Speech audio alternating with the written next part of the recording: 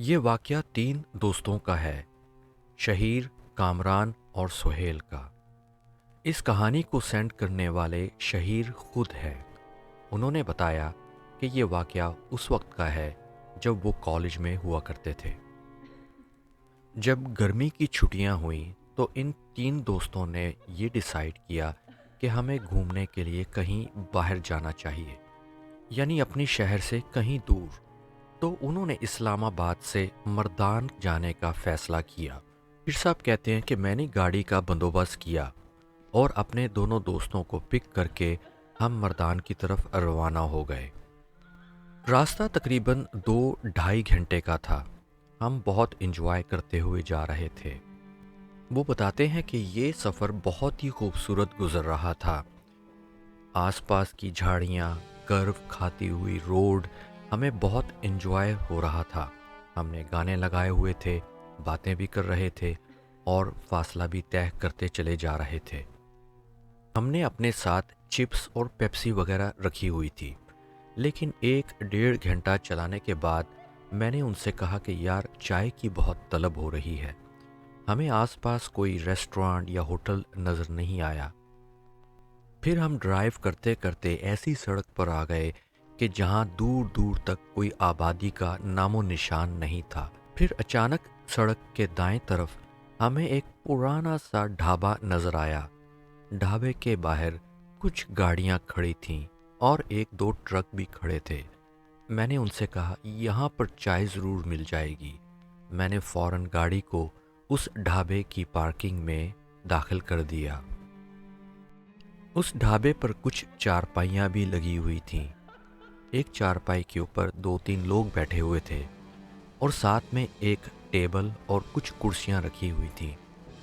ہم تینوں دوست اس ٹیبل کے اوپر بیٹھ گئے اور پھر انتظار کرنے لگے کہ شاید کوئی آ کر ہمارا آرڈر لے لے۔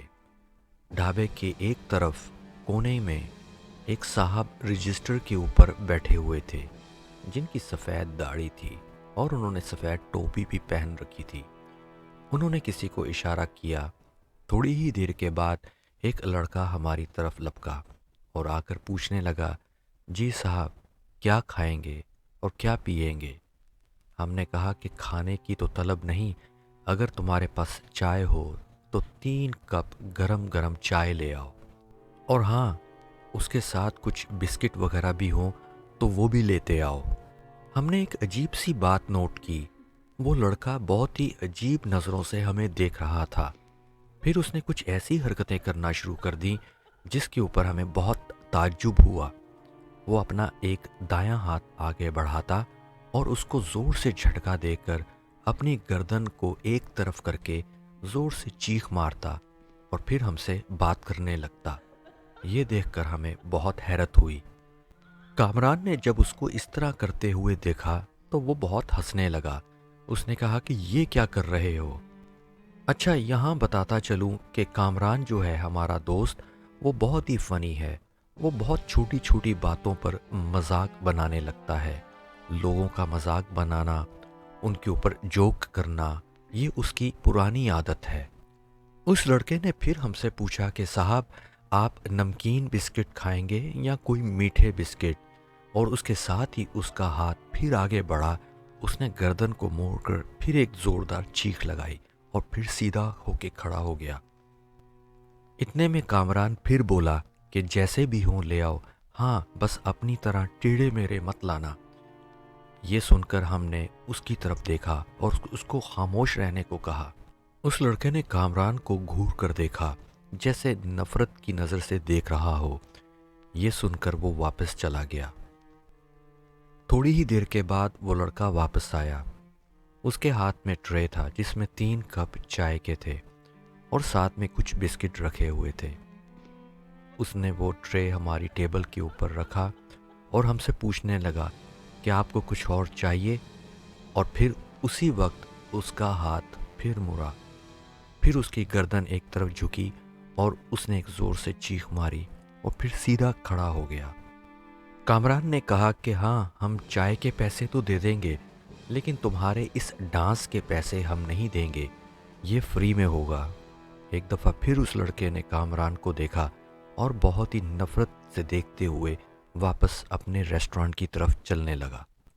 ہم دونوں نے کامران کو بہت ڈانٹا کہ یار لگتا ہے کہ اس کا کوئی دماغی خلل ہے، اس کو کوئی بیماری ہے، اس کو کوئی پریشانی ہے، تمہیں اس کی معذوری کا اس طرح سے مذاق نہیں اڑانا چاہیے تھا۔ شہیر کہتے ہیں کہ ہم 10-15 منٹ اس ڈھابے پر بیٹھے رہے، چائے پی کر اور بسکٹ کھا کر ہم اٹھے اور اس ڈھابے کے مالک کی طرف بڑھنے لگے۔ لگتا ہے کہ وہ مالک ہی تھے جو رجسٹر کے اوپر بیٹھے ہوئے تھے۔ ہم نے قریب جا کر ان کو سلام کیا اور ان سے پیسے پوچھے کہ یہ 3 چائے اور بسکٹ کے کتنے پیسے بنے۔ انہوں نے ہم تینوں کو بہت غور سے دیکھا اور اپنی نظریں کامران پر جما دیں، پھر ہمیں پیسے بتائے۔ میں نے اپنے والیٹ سے وہ پیسے نکال کر ان کو دیے اور شکریہ ادا کیا۔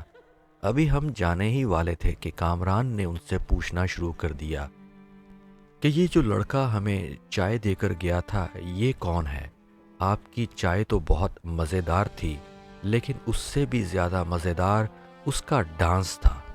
ہم دونوں نے اس کو وہیں پہ چپ کرانے کی کوشش کی، مگر وہ ہنستا رہا اور ان سے پوچھتا رہا کہ یہ لڑکا کون ہے، یہ کیسے یہاں کام کر رہا ہے، اگر اس کی ایسی حالت ہے وہ کیسے کام کر سکتا ہے؟ مجھے تو ڈر ہے کہ کہیں چائے کا ٹرے ہی کسی کے اوپر نہ گرا دے۔ پھر وہ بابا جی بولے کہ بیٹا تمہیں اس طرح کسی کی معذوری کے اوپر مذاق نہیں اڑانا چاہیے۔ وہ لڑکا میرا بیٹا ہے، اس کو کوئی دماغی خلل نہیں، اس کے اوپر سایہ ہے اور وہ ہی اس کو بار بار تنگ کرتا ہے۔ ہم نے اس کا بہت علاج کروایا، ابھی بھی علاج کروا رہے ہیں اور انشاءاللہ وہ بہت جلد ٹھیک ہو جائے گا۔ یہ سننا تھا کہ ہمارے کان کھڑے ہو گئے۔ میں نے پوچھا بابا جی سایہ، اس سے آپ کا کیا مطلب ہے؟ پھر وہ بتانے لگے کہ کچھ عرصہ پہلے اس سے کچھ غلطی ہو گئی تھی، اس نے کسی مخلوق کو تنگ کر دیا تھا، تبھی سے وہ اس کو بار بار تنگ کر رہے ہیں۔ تم مسافر ہو تو میں تم لوگوں کو بتا رہا ہوں کہ بلا وجہ کسی کو تنگ نہیں کرنا چاہیے، کسی کا مذاق نہیں اڑانا چاہیے، نہیں تو یہ چیزیں آپ کو بہت تنگ کرتی ہیں۔ میرے بیٹے کا علاج چل رہا ہے، میں بھی حافظ ہوں، میں بھی اس کا علاج کرتا ہوں اور انشاءاللہ یہ جلد ہی ٹھیک ہو جائے گا۔ اتنی دیر میں وہ لڑکا بھی کچن سے باہر آیا اور اپنے ہاتھ کے اشارے سے کامران کو دیکھنے لگا اور اس کی طرف اشارہ کرنے لگا اور پھر ہنسا، کہنے لگا کہ تمہیں بہت جلد پتہ چل جائے گا۔ یہ وہاں پر کافی کریپی سی سچویشن ہو گئی تھی۔ ہم جلدی جلدی اپنی گاڑی کی طرف بڑھے۔ میں گاڑی کی ڈرائیونگ سیٹ پر بیٹھ گیا۔ اب سہیل میرے ساتھ بیٹھا ہوا تھا اور کامران پیچھے بیٹھ گیا۔ ہم اس سارے معاملے کے اوپر تبصرہ کرنے لگے کہ یہ کیا بات تھی، وہ لڑکا کیسے جھٹکے کھا رہا تھا اور کیسی عجیب سی آوازیں نکال رہا تھا۔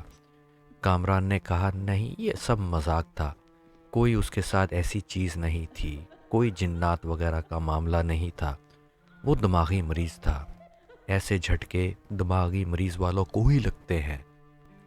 ہم نے بھی اپنے آپ کو تسلی دینے کے لیے اس بات کا اقرار کر لیا کہ ہاں اس کے ساتھ یہی کوئی مسئلہ ہو سکتا ہے۔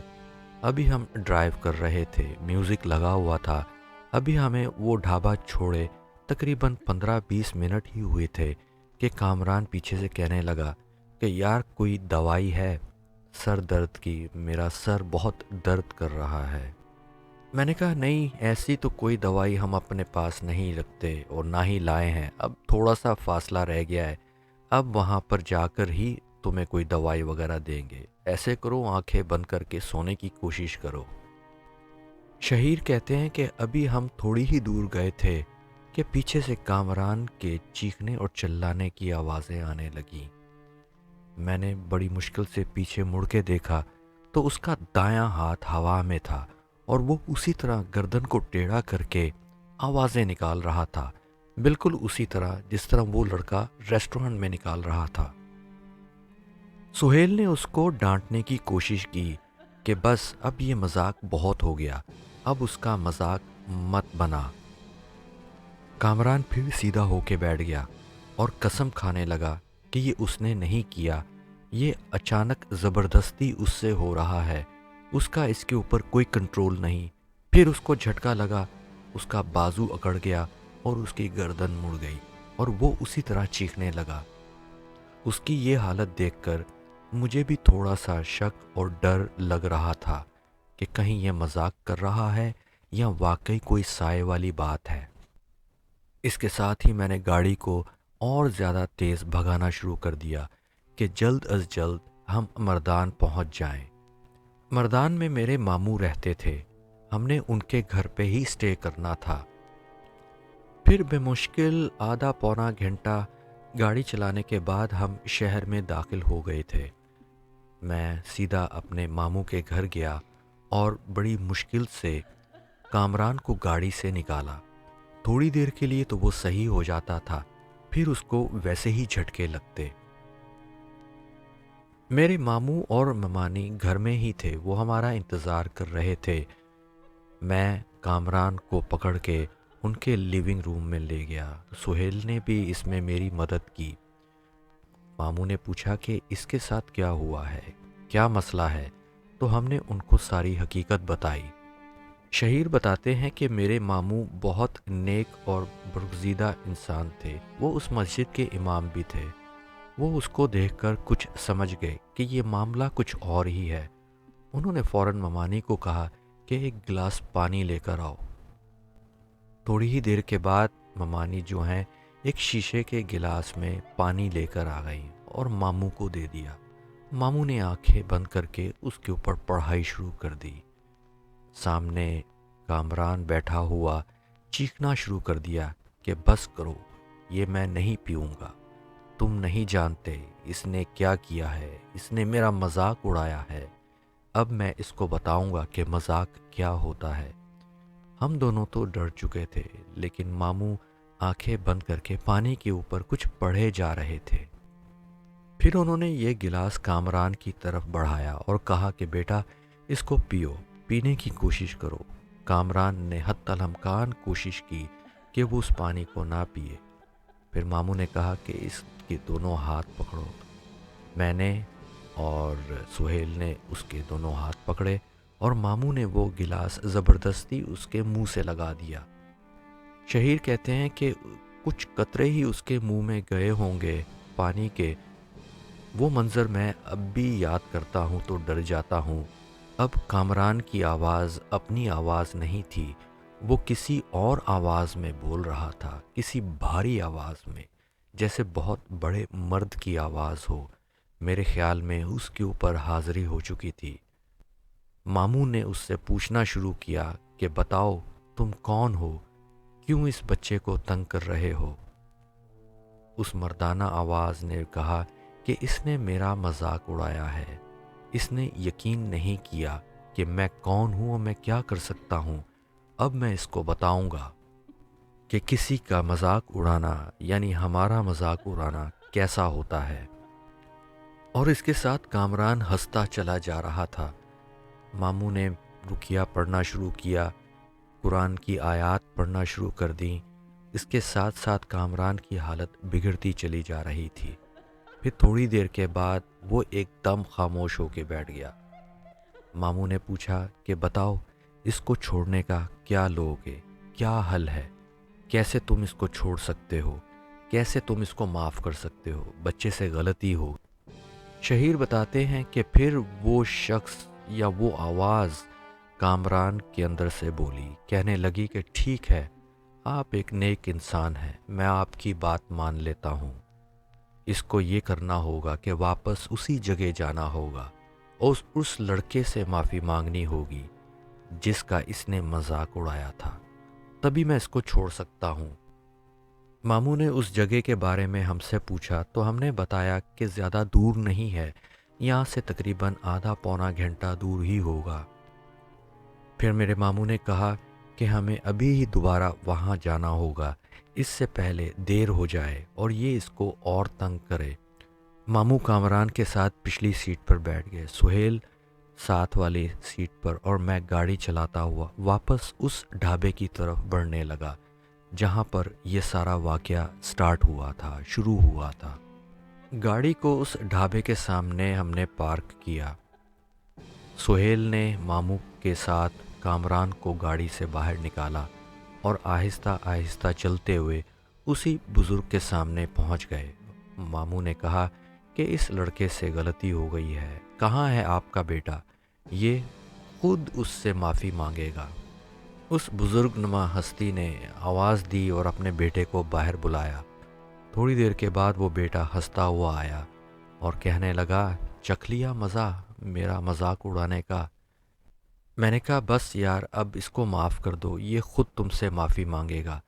کامران نے ہاتھ جوڑ کر اس سے معافی مانگی اور کہا کہ میں نے تمہارا مذاق اڑایا تھا، مجھے معاف کر دو، مجھے یقین ہو گیا ہے یہ چیزیں ایگزسٹ کرتی ہیں، یہ چیزیں ہوتی ہیں، اب میں کبھی بھی کسی کا مذاق نہیں اڑاؤں گا۔ اس لڑکے نے اسی طرح اپنا ہاتھ آگے کیا اور گردن ایک طرف موڑ کر کہنے لگا، جا، میں نے تجھے معاف کیا اور آئندہ دوبارہ اس جگہ کبھی مت آنا۔ شہیر کہتے ہیں کہ پھر ہم سب نے اس کا شکریہ ادا کیا، گاڑی میں بیٹھ کر واپس ماموں کے گھر آئے اور اس سارے قصے کے اوپر تبصرہ کرنے لگے۔ ماموں نے کہا کہ اب اس کو بھول جاؤ اور نصیحت یاد رکھو کہ کبھی کسی کا مذاق مت اڑاؤ، تم نہیں جانتے کہ تم کس چیز سے ڈیل کر رہے ہو، نہ جانے تم کس چیز کو ناراض کر دو اور وہ تمہیں تنگ کرنے پر مجبور ہو جائے۔ ہم کچھ دن وہاں پر رہے اور واپس جو ہے اسلام آباد آ گئے۔ شہیر کہتے ہیں کہ اس بات کو تو کافی عرصہ گزر چکا ہے اور آج تک یہ جو واقعہ ہے وہ مجھے یاد آتا ہے تو کافی ڈر لگنے لگتا ہے۔ میں نے سوچا کہ میں آپ کے ساتھ شیئر کروں، تو تھینک یو ویری مچ شہیر بھائی، آپ نے یہ سچا واقعہ ہمارے ساتھ شیئر کیا، اور اپنا خیال رکھیں۔ اللہ حافظ۔